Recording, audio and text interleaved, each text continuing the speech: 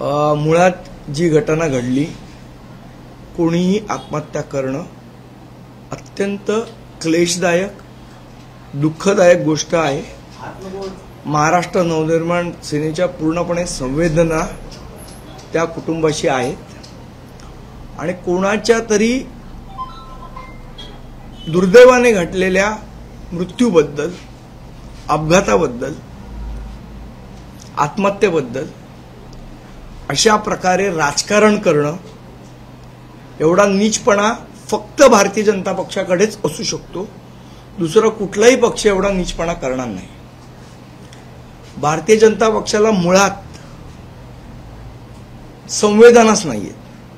कोणाच्या मृत्यूचं राजकारण करायचं किंवा नाही करायचं, मला असं वाटतं ह्या संवेदनहीन वृत्तीचं प्रदर्शन आज जे कोण आलेले तिकडे त्यांनी जे घडवलं, पण त्यांच्याबद्दल मला एकेकाळी आदर होता।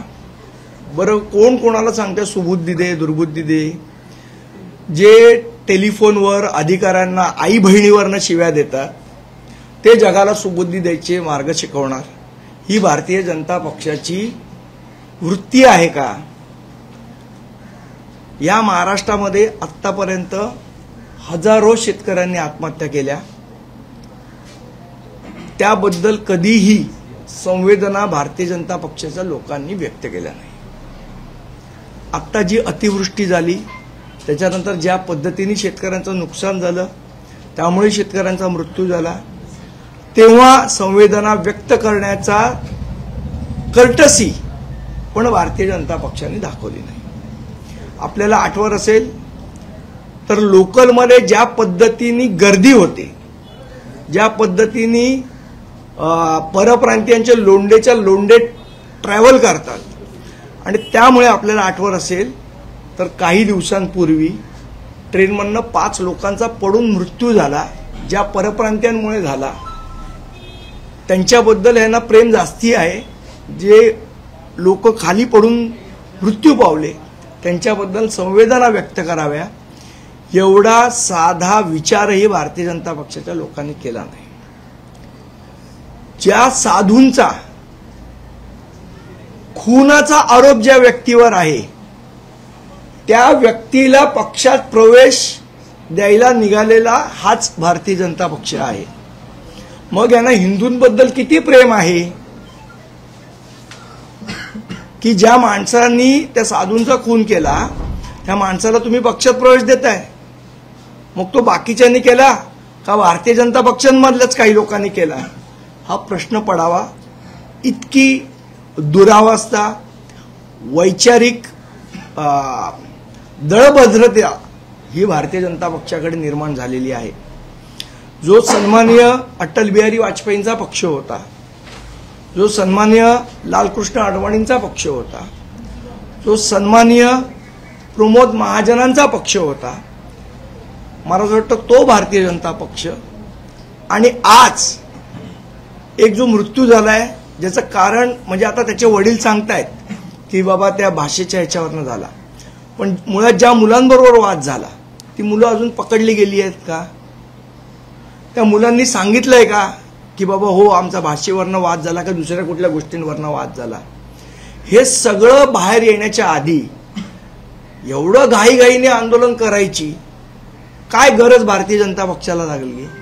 म्हणजे अजून गोष्टच पूर्ण झालेली नाहीये, सत्यच बाहेर आलेलं नाहीये। हा त्या मुलाचे वडील सांगतात हे मान्य, पण ती जी मुलं आहेत ज्यांच्याबरोबर वाद झाला ते पकडल्या गेली आहेत का? त्यांच्याकडनं काही कुठली गोष्ट कळली आहे का? मग हे सगळं व्हायच्या आधी एवढी आंदोलनाची घाई आणि खाज ही का आलेली आहे अमित साठव यांना, हे काही समजायला मार्ग नाही माझ्याकडे। पण अशा पद्धतीने एका दुर्दैवी मृत्यूवर राजकारण करण्याचा नीचपणा आपण करतोय हे एकदा त्यांनी लक्षात ठेवलं पाहिजे। आणि अशा लोकांना आम्ही अटल बिहारी वाजपेयींना पण स्मरून त्यांच्याकडे प्रार्थना करतो, त्यांच्या आत्म्याकडे प्रार्थना करतो की अशा या नीच प्रवृत्तीच्या जन्माला आलेल्या भारतीय जनता पक्षातल्या लोकांना त्यांनी सुबुद्धी द्यावी। याच मुद्द्याला धरून सुप्रीम सांगितलेले आहे की जर तुम्ही या मृत्यूला काही जणांना किंवा पक्षांना कारणीभूत ठरवत असाल राज्यात ओबीसी आणि मराठा आरक्षणाच्या बाबतीत आंदोलनं झाली, त्याच्यामध्ये अनेक बळी गेले. ते बळी फडणवीसांमुळे झाले हे भाजप मान्य करणार आहे का? एक्झॅक्टली मला तेच म्हणायचं आहे की या राज्यात अनेक मृत्यू अनेक पक्षांमुळे झालेले आहेत. आता गुजरातची दंगल जर काढली तर मग सुबुद्धी कोणाला द्यावी? मोदी साहेबांना का अमित शाह साहेबांना? हे पण एकदा अमित साहेबांनी सांगावं. आणि त्याच्यासाठी त्यांनी काहीतरी एक दिवसाचं प्रायश्चित्त पण केलेलं. मोदी साहेबांनी तिकडे सद्भावना काय यात्रा का प्रायश्चित्त काहीतरी केलेलं वाटतं एक दिवसाचं. बऱ्याच गोष्टी आम्हाला आठवण करून द्याव्या लागतील अमित साहेबांना. तर कदाचित नवीन अध्यक्ष आहे म्हणून काहीतरी आपलं मिरवायचं म्हणून मिरवत असतील तर काही प्रॉब्लेम नाही. पण कोणाच्या तरी मृत्यूबद्दल राजकारण करावं एवढा नीचपणा भाजपने करू नये. जो काय उरला सुरला आधार लोकांमध्ये आहे तोही निघून जाईल त्यांच्यावर. संदीपजी, भाषावादामुळे ही घटना झाली असं तुम्हाला वाटतंय? मी मुळात म्हटलं मला कशामुळे झाली घटना. आता असं आहे, त्यांचे वडील सांगतात ती भाषावादामुळे झाली. जी मुलं आहेत ज्यांच्याबरोबर हा वाद झाला ती अजून पकडल्या गेली आहेत का? त्यांच्याकडनं अजून काही आपल्याला इनपुट्स आले आहेत का की काय झालं एक्झॅक्ट? वडील सांगतायत, ठीक आहे, त्यांनी मी काय ते नाकारत नाहीये. ते सांगतात ते खोटं सांगतात किंवा खरं सांगतात आपल्याला माहीत नाही. पण त्याचे पूर्ण तपास व्हायला समोरचं पण माणसाचं ऐकून घ्यावं लागेल ना आपल्याला की एक्झॅक्ट कशामुळे वाद झाला. हे सगळं व्हायच्या आधी एवढं राजकारण का करताय? एखाद्याच्या मृत्यूचा राजकारण करण्याचा नीचपणा भारतीय जनता पक्ष का करतेय? काय एवढी घाई आहे महापौर पद बसवायची इतकी की एखाद्याच्या मृत्यूचं नीच राजकारण करा पण आमचा महापौर बसवा?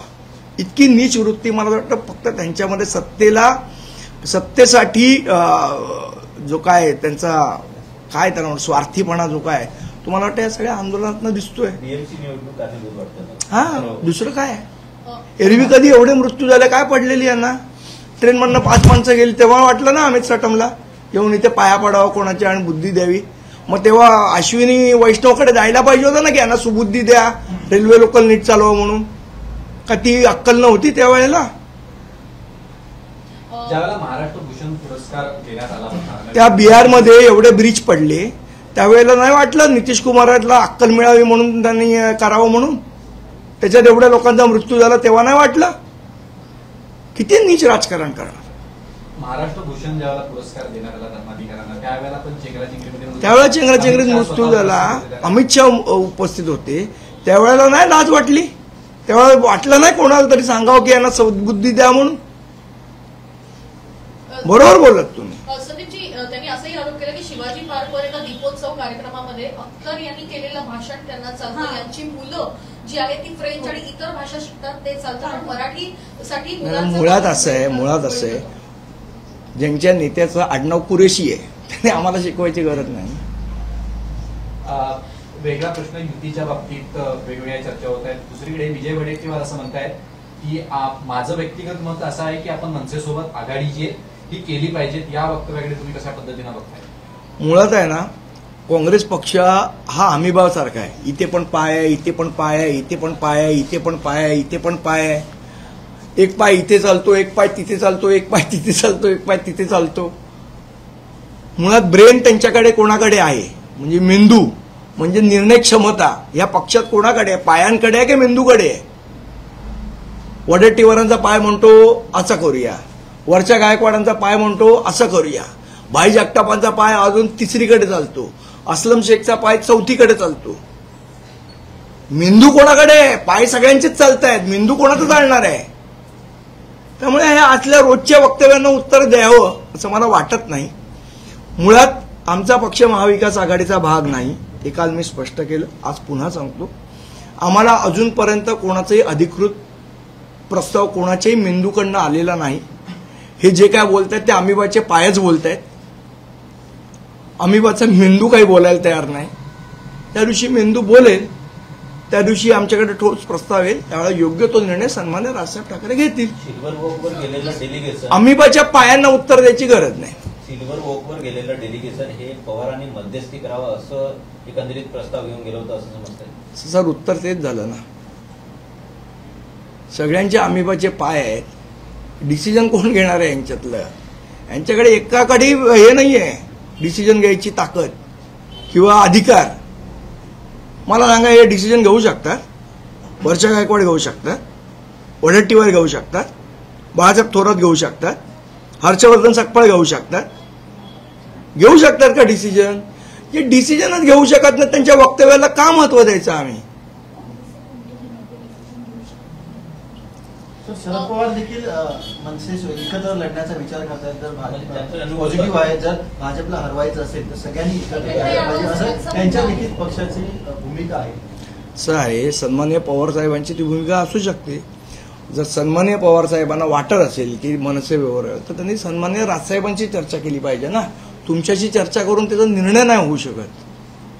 पत्रकारांची चर्चा करून कसा काय निर्णय होऊ शकतो? तो राजसाहेबांची चर्चा करून होऊ शकतो.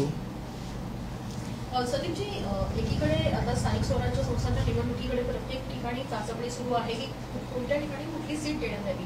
शिंदे गटाचे जे नगरसेवक आहेत त्यांच्या विरोधात मनसेच्या काही सीट देण्यासंदर्भात काही निर्णय झालाय का? काही बैठकीत चर्चा झाली आहे का? बघा, अजून निवडणुका लागणार आहेत लगेचच का पुढे जाणार आहेत? हा पहिले 25 तारखेला एकदा प्रश्न डिसाईड होऊ द्या, त्याच्यानंतर आपण या सगळ्या गोष्टींवर चर्चा करू. मुळात निवडणुका लागणार आहेत का लगेच? 25 तारखेला काय होणार आहे कोर्टात हेही अजून माहित नाही.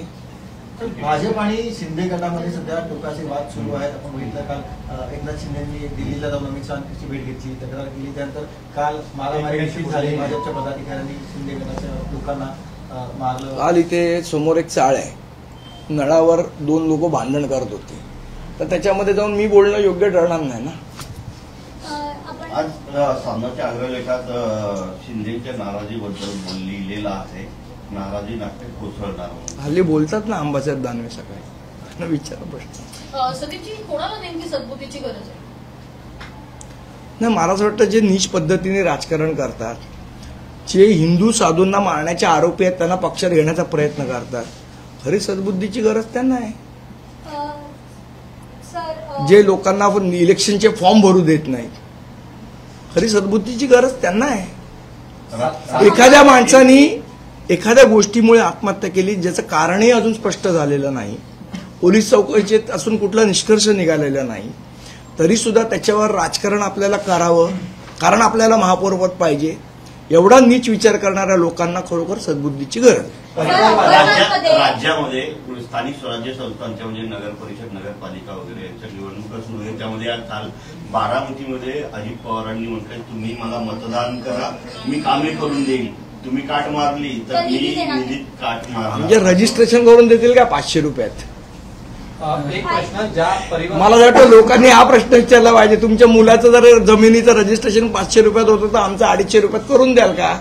लोक मतं देतील या प्रश्नांवर.